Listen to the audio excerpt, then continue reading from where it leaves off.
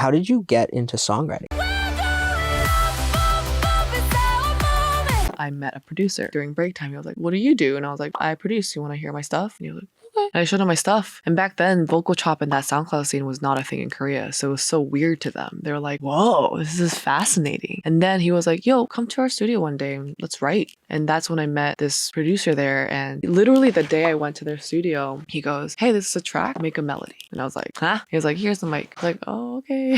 And I had like a love-hate relationship with K-pop. So it was a K-pop song. And I remember I had a fight with my ex at that day. And I just wrote about that. And the song was called Hello. And it was just on accident. I was just like, okay. I just hummed a melody that I thought would fit the track. And it was like, hello, hello, hello, na, na, da, da, da. Like for fun. That day we finished it like in a couple hours. And I went home. And that night they called me. They're like, hey, our artist loves it. She's going to cut it today. I'm like, what?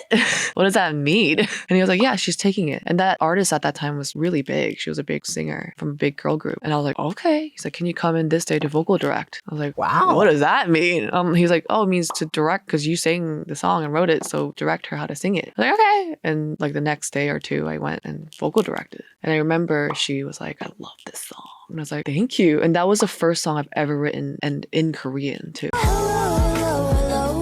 Wow, that's insane. So that's how I got into songwriting.